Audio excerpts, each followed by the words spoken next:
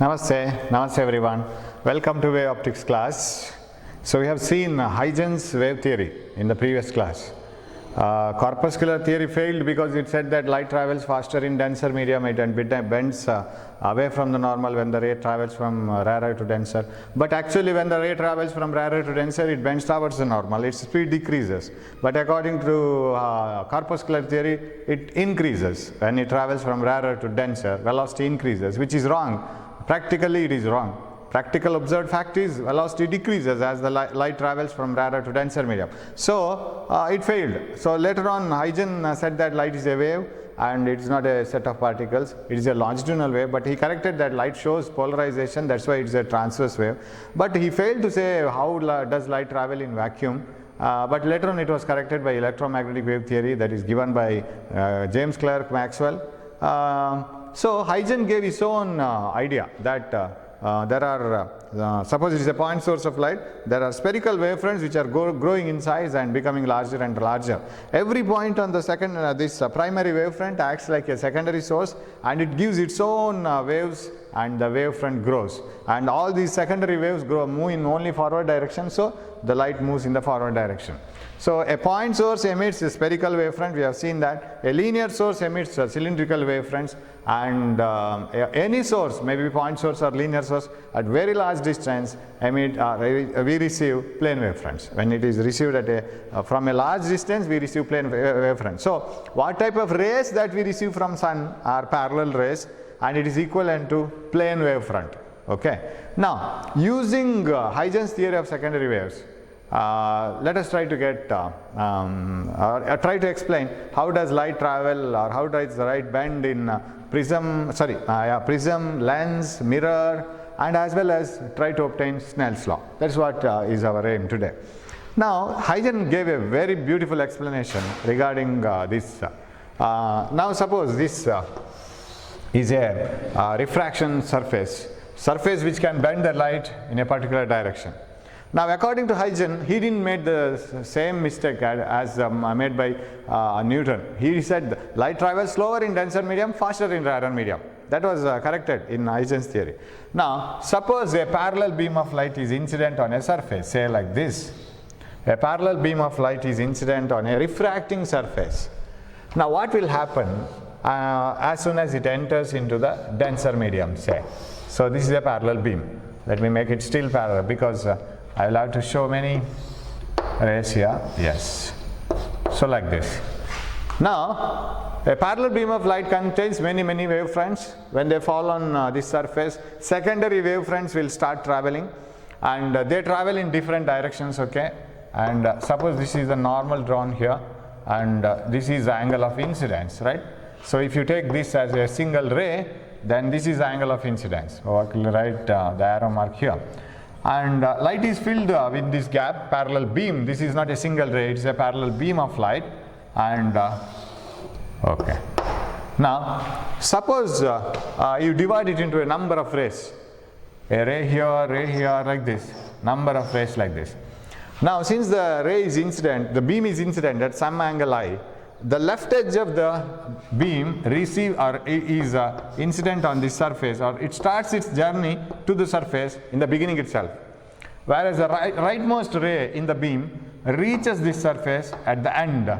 So by the time this surface starts its journey inside this medium, this ray would have been somewhere here. So I will drop a perpendicular from here to this one, and I will say here.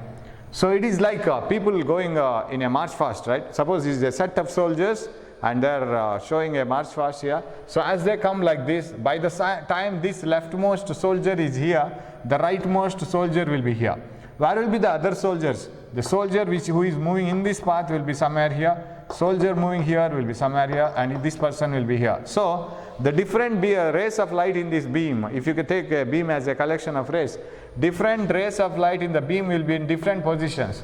Now for the first, in the beginning, this soldier gets a chance of entering into the medium, and this soldier is still traveling in the first medium. Let V1 be the velocity of light in the first medium and V2 be the velocity of light in the second medium. So as suppose this is a denser medium, suppose this is glass, definitely the speed of this soldier will start decreasing and he will bend to some other angle.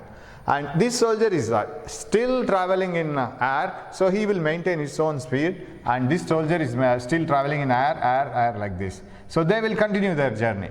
Now, by the time this soldier reaches here, this wave might have already entered into glass and it might have started its journey. This might have entered glass, this might have entered glass, this might have moved forward. So, what is the distance traveled by this wave which hits this surface initially by the time this wave reaches here? It will travel certain distance. Will it be this distance? This distance remaining for this wave. So how can you write it? So we know the formula. Velocity is equal to displacement by time, delta x by delta t. If I write it, now if I take the velocity of the light in the first medium as v1, then v1 is equal to, displacement is this one. I will name this a, b, c. Displacement is bc divided by, and time taken is say tau.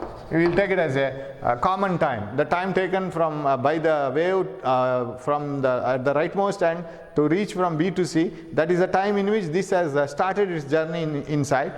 BC by tau, and what is BC? BC is equal to V1 into tau, right? So shall I write this distance as V1 into tau? V into time is the displacement or distance.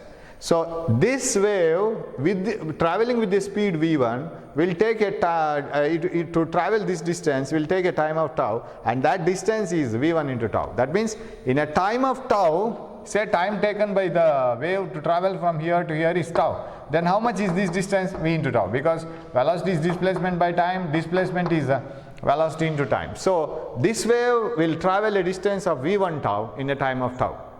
By that time, what this will do? Will it proceed like this at the same distance here? Not possible, because the medium through which this wave, which is the secondary wave in the leftmost end, the medium through which it will travel is a different medium compared to this one. So still in time tau, this is moving in air, whereas this is not moving in air, it is moving in some other media where the velocity is less. So definitely this will not travel this much of distance, it will travel a little bit less. But will it continue its journey in the same direction? Suppose it is little bit less. How much less? How much less means how much distance it will travel in the same time tau, because whether the wave is traveling in air or whether it is traveling in glass or water, its time is same. Time cannot be different. In a time of tau, say 10 seconds, this reaches here. In the same 10 seconds, this will move forward inside the medium. But where it will move forward? Will it move forward here? Will it move forward here? It will move forward here. Will it move forward here? Don't know. We know that it changes the direction by the time it enters into the other medium. And you know that this distance will be more, and whatever the distance this will travel in that 10 seconds, what I have taken for tau will be less. This distance will be lesser than this, because here the speed is less. So what is the distance traveled by the wave here inside the medium? I don't know. Distance is v2 into tau, because velocity into time gives the displacement or distance. This will travel a distance of v2 tau, and definitely v2 tau is lesser than v1 tau, because v1 is greater and light travels slower here. So this length should be more, this length should be less. But the question is whether this length is here to here, or here to here, or here to here, or here to here, or here to here. Don't know. So in order to find it out, for the time being, let us not bother about the direction where this wave or this soldier will move. Whether this soldier moves in this direction with the distance which is lesser than this, whether he moves in this direction to a distance which is lesser than this, whether he moves to this or this, don't know. So in order to find it out, we will do one thing. We will draw a circle of radius v2 tau.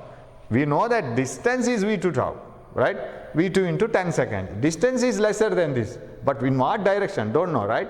So with this as a radius, draw a semicircle. Did you get that now? That means the point where this wave will reach inside the medium, which is lesser than this, maybe here, maybe here, maybe here, maybe here, maybe here, anywhere, we don't know. Okay, so the wave which enters into the medium where its velocity is less, the wave which enters into the medium where the velocity is lesser than that in the first medium may be anywhere here if you connect it like this. Don't know where it is. What about this one? See, this wave was here, and this will reach here after some time, right? It will continue the journey and it will reach here after some time. That means this will start its journey inside this medium little bit later than this has started. So where this wave will be? This wave will not get a chance of traveling for 10 seconds inside this medium. It may get some 8 seconds or 5 seconds or 7 seconds. So what about this one? This will take still less time to travel inside the medium because it has hit this surface even later than this one. So it may take some 4 seconds, or it may get a chance of traveling for 4 seconds. This may get a chance of traveling for 3 seconds or 2 seconds, and this may not get any chance of going into this medium. Why? Because when this hits here, this will be here, and after 10 seconds this will reach here. After 10 seconds this will go and it will move here and go little bit inside. After 10 seconds it will move here and it will move little bit more inside. This will move here and it will travel little bit more. This is the highest traveled wave, secondary wave inside the medium. Okay, so how much distance this will travel then? It will travel a distance which is equal to V2 into, say this is V2 into 10 seconds. This will travel a distance of V2 into 8 seconds. What about this one? V2 into, say, some 5 seconds. What about this one? V2 into some 2 seconds. So the distance through which these three waves will travel will be lesser and lesser. So where it will be then? Whether it will be here, here or here. If you have any confusion, draw a circle with that as center. Yeah, this wave as center, draw a circle. With this as center, draw a circle. With this as center, draw a circle. With this as center, no circle can be drawn because, sorry, it is not a line. So with this center, you draw a circle. With this center, no circle can be drawn because this wave will just reach here by 10 seconds. 10 seconds earlier, this was here. 10 seconds earlier this was here, but inside it might have moved a little bit forward because it may have some even it will get a chance of 2 seconds to travel inside. This may get a chance of 5 seconds, so on. Now this has just reached here. Now if you want to write this wavefront, plane wavefront, parallel rays. You know that when a ray of light is incident on a glass slab, its direction changes, but parallelism is not lost. It will be still parallel ray of light. So if you take a parallel beam of light incident on glass, still it is parallel, no doubt. And if it has to be parallel, where should be that ray of light? And you should get common points which will join all these things. Common points which will join all these curves is a tangent to the curve like this. Of course I have to little bit increase the like this. So you connect all the tangents to these curves. What do you mean by this? The wave which is entering here must have reached here. The wave which is entering little bit late, this will take 10 seconds to enter into. This will take only, it will get a chance of traveling only for 8 seconds. This may be 2 seconds. This will just hit here, and all of them will have a common line here. So this is the common one, and the wave will continue to be like this. And once after 10 seconds this enters here, it continues like this. Hope you have followed this explanation. I will explain it again here. So what you have to do is, if you want to get the refracted wave, what you have to do here is, let us assume that this is 10 seconds. Of course, this need not be given. This is only for understanding. This tau is 10 seconds. So this is 10 seconds back. This has just hit the surface. In 10 seconds, it may be anywhere here, right? It may be here, here, here, or here. But this distance is always less than this because this travels in a rarer medium and it will travel more distance in 10 seconds, and this has entered denser medium, it will travel lesser distance. What about this wave? This wave will be somewhere here, anywhere. This wave will be somewhere here, this will be somewhere here, and this will be just hitting. Now if you want to know where are the waves, whether this one is here or here, you have to connect all these one by drawing a tangent. So this will be coming here, this will be coming here, and this will be coming here, and this will be coming like this. And now this is normal to all these rays. This is a plane wavefront again. So plane nature is not lost. Now if I continue the angle of refraction, this one, normal. This is the angle of refraction. That is how we say it. And you need not draw all the circles. I have explained it that how to find out the refracted ray. So this is the plane wavefront. I will draw it, redraw it.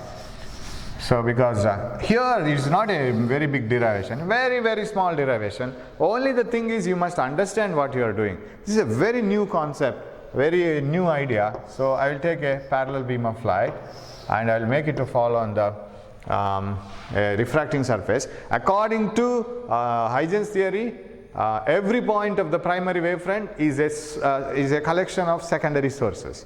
So when it falls on this surface, secondary sources will start moving out. Right? They start their journey. So when they start their journey, okay, but who will get the first chance of starting journey in the other medium? That is nothing but this wave, this one. That will get a first chance. By that time, what this extreme wave will be doing? It will be, you draw a normal, this is a perpendicular line, and it will be here. I'll name this A, B, and C. Now you draw a normal here, then this is the angle of incidence. And if you want to know where is the wave here, by the time this reaches here, and this will travel a distance of v1 tau, because the v1 is the speed of light in the first medium, and this is v1 tau, this distance, and this is c. And this will travel a lesser distance, v2 tau. So just an arc is enough. You need not draw the full circle here. Just an arc is enough. And for this arc, what you have to do is you have to draw a tangent like this, normal. And where will be the refracted ray then? It will be here, and this will be the angle of refraction.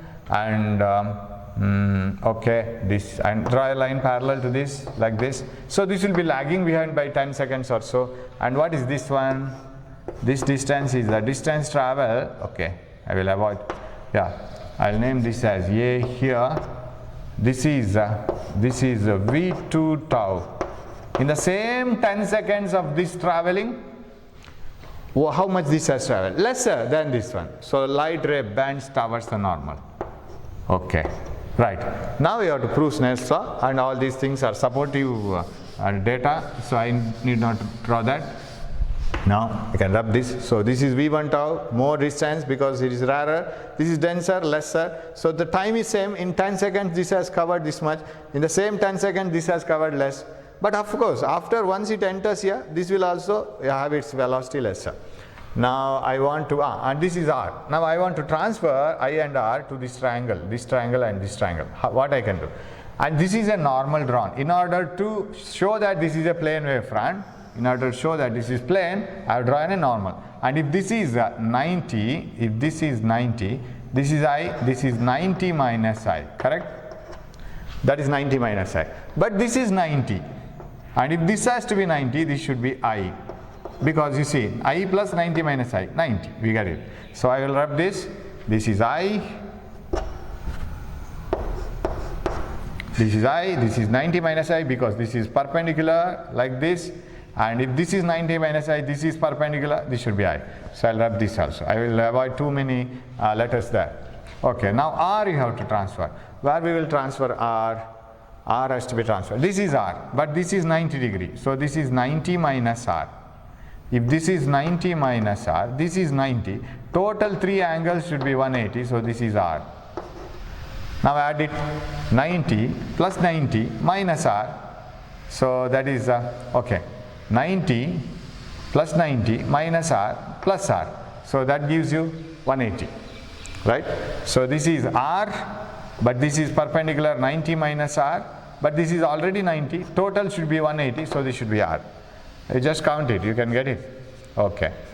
Okay, that is R and this is I. Now how to prove Snell's law? Very easy. Let this be a medium of refractive index N1 and this be a medium of refractive index N2.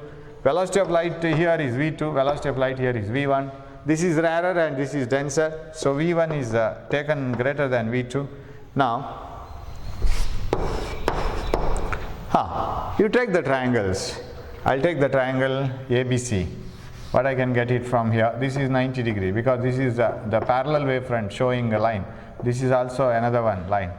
Okay, what is sin I? Sin I is equal to this I, opposite side BC by hypotenuse. Hypotenuse is AC.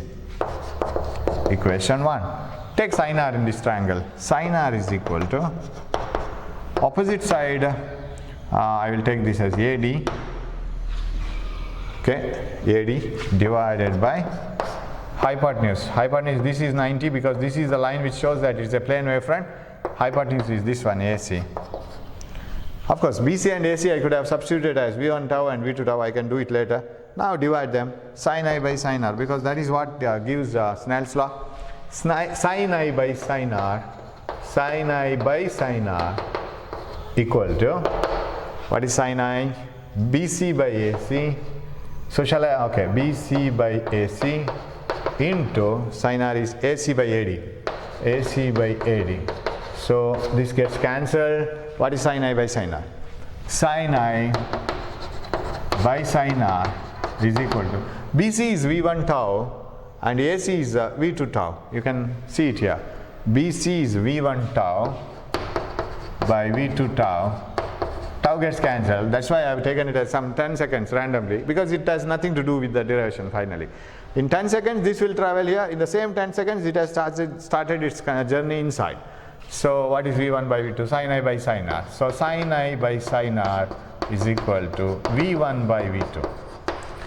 This is 1. Now, we take sin I by sin R is equal to N2 by N1, right? N2 1 is equal to sin I by sin R. So from where we will get it, sir? Now, suppose this N1 is the refractive index of this medium only. Say first medium is water and this medium is glass. If N1 is the refractive index of this medium with respect to air, when this water is taken in air, that is the absolute refractive index. Now how to write this one? It is the velocity of light in air divided by velocity of light in the medium. When this glass is taken separately in air, N2 is its refractive index. So what is N2 now? N2 is velocity of light in the first medium, air, divided by velocity of light in the second medium. So can I get these two values in that formula? What I can do is multiply and divide by C. So if I multiply and divide it by C into C by C, I will write C by V2 as it is, C by V2. This one I will take it as it is, and V1 I will bring it outside, denominator. 1 by C by V1, is it okay? V1 comes to the numerator, V1C, yes, V2C, yes. Now what is C by V2? C by V2 is N2. It is the velocity of light in air divided by velocity of light in the second medium. Suppose the first medium is air, then it is the refractive index of the second medium with respect to air. What is C by V1? It is the velocity of light in air divided by velocity of light in the first medium. That is the refractive index of the first medium with respect to air. So shall I write it as N1? So what is sin I by sin R? Now you get the perfect Snell's law. Sin I by sin R is equal to N2 by N1. Yeah. Even this is also not bad. This is also okay. V1 by V2. So sin I by sin R is equal to V1 by V2. This is also good. So this is how we get Snell's law from refraction using Huygens secondary waves. So he has a beautiful idea of waves, secondary waves traveling different distances inside the medium. Now how do you draw the same diagram when the light travels from denser to rarer medium? That we will see. So shall I rub this one now? Same, only diagram is enough, derivation is going same way. So when a wave travels from, when a light travels from denser to rarer medium, say, let a plane wavefront be incident on glass, let it be traveling through air. So N1, N2 and N1 lesser than N2, sorry, greater than N2, denser to rarer. Let a parallel beam of light be incident. Now we will check different wave fronts when they hit the surface. Where are they now? What is their position? When the secondary wave starts moving inside this medium, by that time this wave will be lagging behind because it is incident at some angle. So all the soldiers are moving in a march fast, and they are together like this here.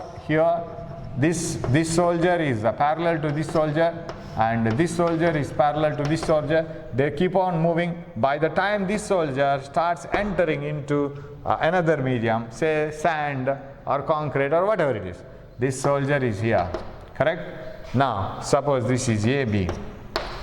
Now draw a normal angle of incidence. Now what happens to them? As soon as this soldier starts his journey inside, that is secondary wave from here is starting its journey inside. Now what happens? This is still in the first medium and it is continuing its journey. Let tau be the time taken to move from here to here. So what is this distance? V1 tau. But this has started its journey inside, which is a rarer medium, and it can travel with a speed greater than that in here. Suppose V1 is the speed here, V2 is the speed here, V2 is greater than V1, V2 is rarer, glass to air, water for example. This is rarer, so here this can travel larger distance, and you have to take this length and draw an arc here to trace this ray. So you have to take a larger one, am I right? You have to take a larger circle, because I don't know where this wave might be. This has center and a larger circle like this. This wave may be here, maybe here, maybe here, maybe all these distances are same. And if you want to know where the wave is, you have to draw a tangent to this circular path. You need not draw the full circle. You can draw it just an arc, and you have to draw a tangent somewhere here, and you have to find that this moves like this, and similarly this one.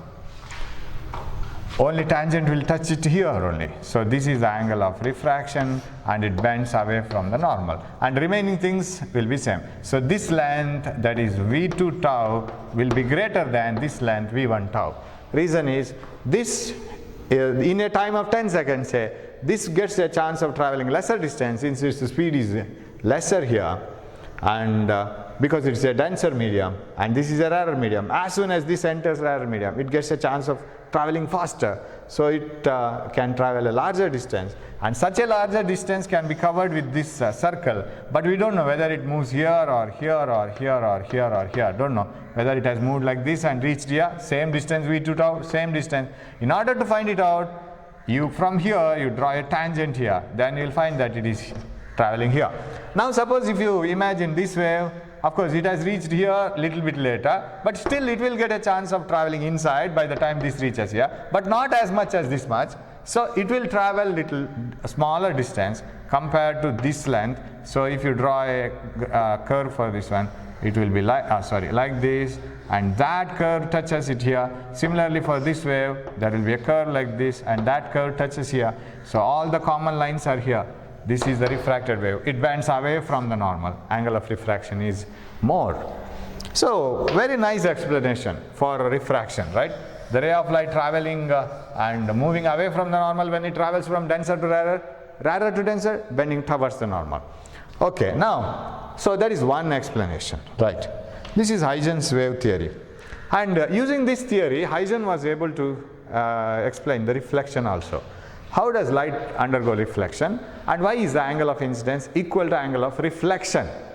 Because you know in reflection I equal to R, angle of incidence equal to angle of reflection. So in order to analyze this, we can take it like this.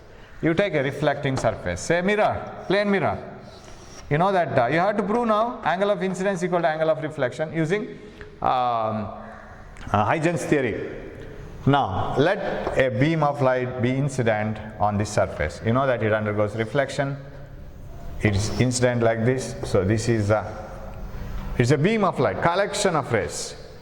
Now what happens is, imagine that it is a set of balls like this. Balls here. All the balls are thrown like this. Now which ball hits the surface first? This one. By the time this ball reaches here, this ball will be somewhere here. Draw a normal, perpendicular. Correct? By the time this ball reaches here, so let us imagine that they are thrown with their machine with a very great velocity. They don't follow the parabolic path. They are thrown it like with a very high speed. So this hits. By the time this ball will be somewhere here, and this hits the surface and starts its journey in the reflected direction. So let this be the reflected path. And you know that angle of incidence and angle of refraction are same, but we don't prove it now. So I will take that this is the angle of incidence and angle of reflection. I don't know whether I and R are same or not now, because I have to use Huygens theory and I have to prove that I and R are same. Okay, this is the reflected beam. Of course, it doesn't change the color, just I change color for your understanding. Now, how much distance this wave after reflection will travel by the time this ball reaches here, right? This ball starts reflecting process earlier because it touches this surface first. By that time this ball is here. Where is this ball? This one will be here. Where is this one? It will be somewhere here. These balls are yet to come now. They were traveling like this and they are yet to hit the surface. This has hit the surface now. This is here, so it starts reflecting journey. Now by the time this reaches here, and let V be the speed of light in that medium, of course medium is not changed, you need not worry about this because it is a reflecting surface, no chance of light going into, so V is enough. Now suppose it takes 10 seconds to reach from here to here. What is this distance? That distance is V tau. Velocity into time gives the displacement. So velocity equal to displacement by time. Displacement is velocity into time. So it needs, or it will travel V tau distance. I'll write this as BC. So that wave, secondary wave, which was here, has traveled BC in a time of tau. What this will do? This, when it is here, this has traveled, this has started its reflected journey. This will come here and this will start here. So both were here. Now this will come here and it will start reflected journey. Now what is the reflected journey distance? Definitely it is same as V tau. Why? Because this is moving back to the same medium. So how much this has traveled from here to here, distance wise, this will travel the same distance from here to here. Am I right? So I will cut this with the same distance V tau here and I will name it as some D or so. I don't know what you have used in book. So this has started, it will reach here. Okay, and I don't know where does it reach actually. I have to draw a circle here, whatever it is. What about this ball? By the time it is somewhere here, this ball will hit and this ball will hit and it will start its journey like this and it will reach here. What about this ball? This goes here and reaches somewhere here. So all these wave fronts, and what about this one? This will be somewhere here. So all the wave fronts will be seen, and if this is hitting and coming here, if this is hitting and coming here, and different points like this, and if you join them it will be here, right? The reflected wave will be here. Did you get that? This wave reflected and went here. This wave reflected and went here. This wave and reflected went here. Just imagine that we are throwing the balls. So when the ball was thrown and here and hits and moves up to this ball will follow it and it will move up to this because it is lagging behind a little bit, and this ball will hit and it will reach up to this. What about this ball? It has just hit, it has not started its journey, and so all the balls will hit to the surface and they will return back, and this is the reflected wave. Hope you can follow this. Now, so because this will start the journey little bit later. Suppose you count it for 10 more seconds, this will move forward and this will come here. So the parallelism is maintained. So if you incident a parallel beam of light on a reflecting surface, reflected ray is also a parallel beam. Both are parallel. Now we have to prove that angle of incidence equal to angle of reflection. So I will redraw it. Reflecting surface, this is a plane wavefront incident on the reflecting surface, and by the time this is here, the other wave is here. So what about, so this is only a line which is shown to see where its companion is here, right? Where the companion of this soldier, friend of this soldier, when this soldier is here, his friend is here. When he is here, friend is here. When he is here, friend is here. And this soldier starts his reflected journey like this. And when this one reaches here, this soldier reaches here, say. Okay, then where are the other soldiers, reflected soldiers like this? They will be, all will be found in this line. So I will use different colors. Yes, this like this. Now name them A, B, C, okay, D, like this. Now draw a perpendicular here. This is I. I'll take this as R. Now transfer this I and R. You know that this line and this line are perpendicular, correct? Now what else I can do? If this is I, this is perpendicular, this is 90 minus I, but this is 90, so this is I. Do you agree? If I can change the colors, this one normal and this one, if I can change these two colors, see this I will change this to white. Okay, this white and this yellow and yellow, they are perpendicular lines. So if white and white perpendicular set is turned by an angle I, suppose if I push this by an angle I to the yellow line, when this comes to this yellow line, this comes to this yellow line, this covers an angle I, this covers an angle I. That's also one of the proof. Or this I and this one are perpendicular, so this I and this is 90 minus I, but this and this are perpendicular. When this is 90, this should be I. Okay, that I is transferred. What about R? We have to prove that I equal to R. This is the angle of reflection. If this is R, then you see this triangle. If this is R, what I can prove now? This angle is 90 minus R, correct? This is 90 minus R. What about this one? 90, because this is the normal drawn to this one to show how is the reflected beam of light like this. So this is a normal, as if you have a line here. This is for the reflected wave. So this is 90, this is R, this is 90 minus R, 90 minus R and 90. So this is R. Hope you have followed it, right? Okay, I'll rub this. So this is a plane wavefront showing line, and this is plane wavefront showing line. This is also showing plane wavefront. Okay, now, so this is R and this is 90 minus R. This is 90 minus R, and if this is 90 minus R, this is 90, then this is R. In this yellow, blue and pink color triangle, yellow, blue and pink color triangle, this is 90, R, 90 minus R, 90, R. So this is I. Now you just take sin I and sin R, you will get this back. What is sin I? And you know that after reflection, this AD is V tau, right? AD is V tau. Why V tau? Velocity equal to displacement by time, and displacement is velocity into time. So in a time of say 10 seconds, this reaches here. So BC is also V tau. In a time of tau, BC reaches here. In the same time, this reaches here. So AD is also V tau. Velocity is same. So it falls like this. So here and here. By the time this reaches here, this will continue the journey. Now, okay, sin I. Sin I is opposite side BC by hypotenuse. This is angle 90. Hypotenuse is AC. What is sin R? Sin R is equal to opposite side AD, right? AD divided by hypotenuse AC.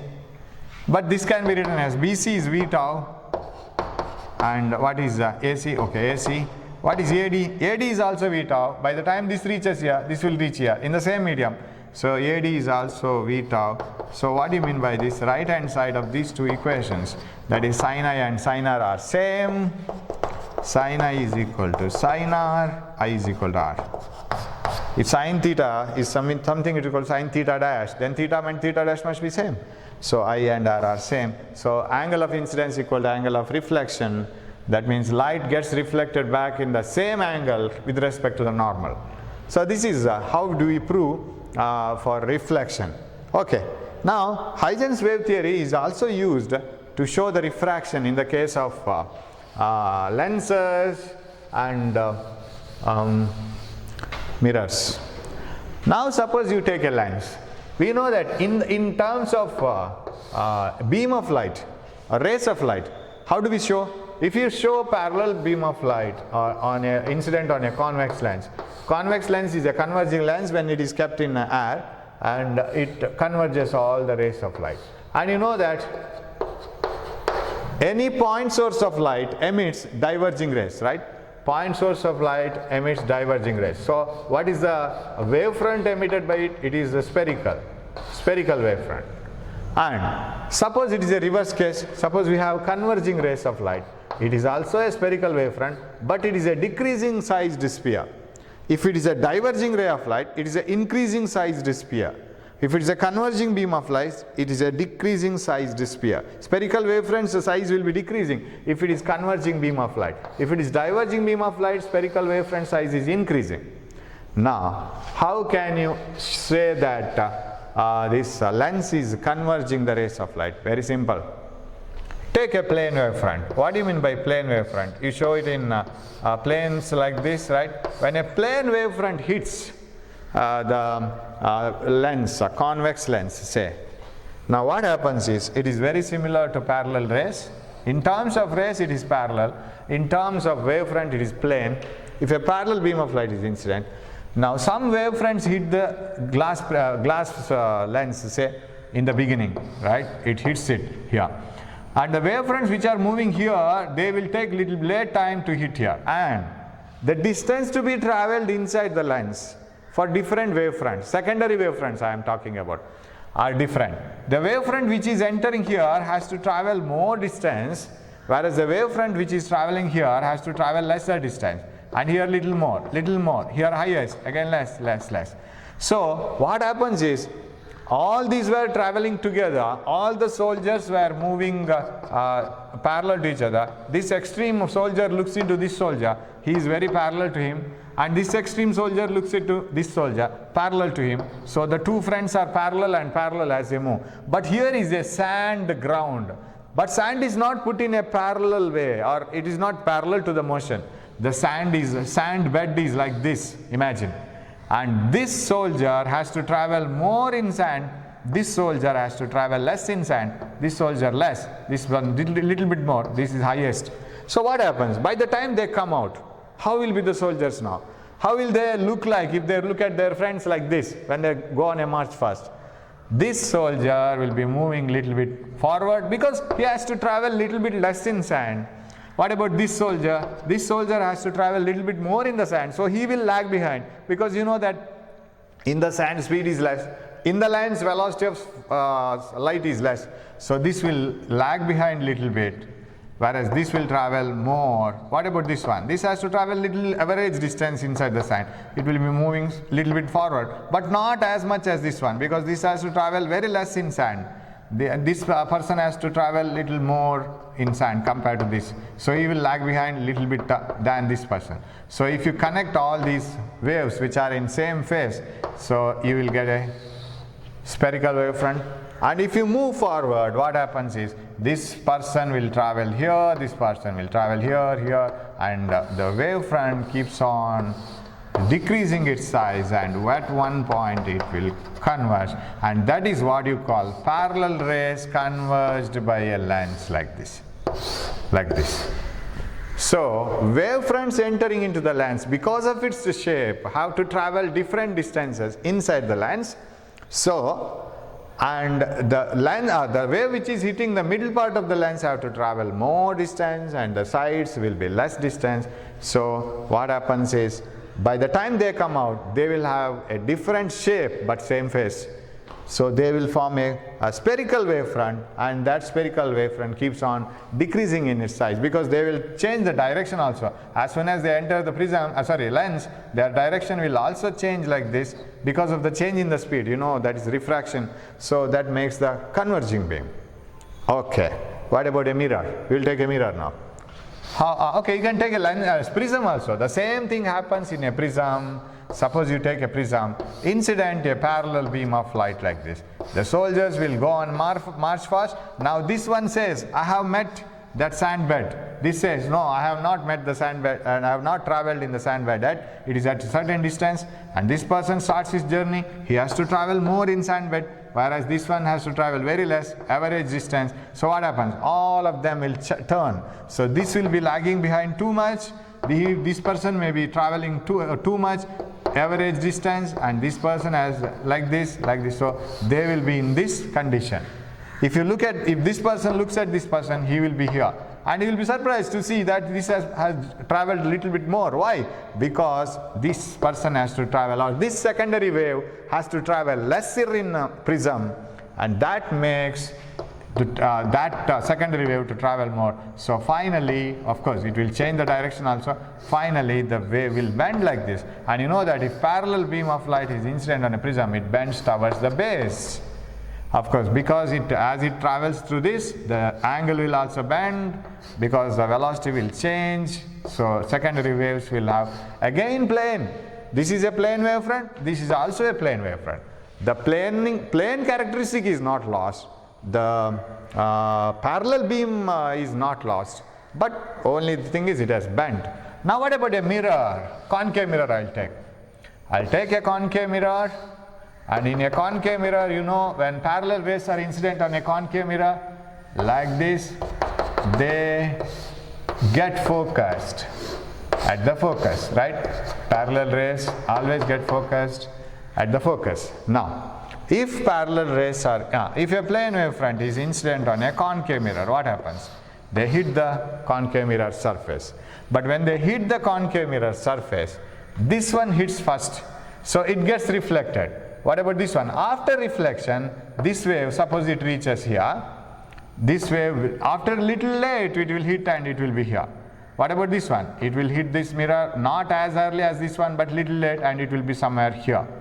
Okay? And this one is hitting and returning back. Let us assume that this has just hit. And what about this one? This has hit like this and it has returned back. This has hit earlier and it has returned back more. So if you connect all these things, you will get this one, reflected beam, right? This will hit this earlier and return back this much. But by that time, this will just reach here. It won't return back at all. And what about this one? This will hit and return back little less, not as much as this one. The reason is this has to reach the mirror a little bit late. So what happens to the reflected wavefront? If you collect all these waves which are in phase, you will get a sphere, and its the size, because you know that they form converging beam. So the size of this wave keeps on decreasing and the ray comes to the focus. So if the plane wavefront is incident on the concave mirror, reflected wavefront is a spherical wavefront, and it is a converging beam of light, and it gets focused at the focus. And this is the way in which we have explained all the wave theory in terms of wavefront, not in terms of parallel beam or so. So if it is a plane wavefront, it is a parallel beam of light. If it is a spherical wavefront of increasing size, diverging. If it is a spherical wavefront of decreasing size, converging. So a new world or new idea of explanation of Huygens. So very beautiful explanation, and using this theory he was able to explain many things like interference, diffraction, reflection, refraction, even polarization he was able to explain. So all these things were explained by Huygens theory. So this may be asked for the examination. How? Explain or obtain Snell's law using Huygens theory. What are the main points of the Huygens theory, features of the Huygens theory? That every point on the wavefront will act like a secondary source, and every source of light emits wavefronts, and the secondary envelope of these secondary waves gives the next wavefront, and the wavefront grows, and all these things. I have told it, and you have to prepare it for the exam also, and show that using Huygens theory, the incident and the reflected rays form the same angle. That means angle of incidence equal to angle of reflection. Or you may be asked to draw the diagram of a concave mirror forming the converging spherical wavefronts after the plane wavefront is hit on it, and what happens to the plane wavefront hit on a prism, or when it is hit on a lens. All these diagrams, very simple explanations. So study all these things. A little bit theory is more needed here, and with all these ideas we will go to the next one, that is interference chapter. And here also you need lot of imagination, and all the things what you have studied in waves, the phase and superposition, everything. But we will recap all the things which you have studied in first year, then we will move on to the theory. And till then, keep studying this one. Don't waste your time, because the class opening is going away and away. Don't know when it will open, but once it opens, you will never get time for digesting anything. So everything will keep on running. So if you study now, I think it is better.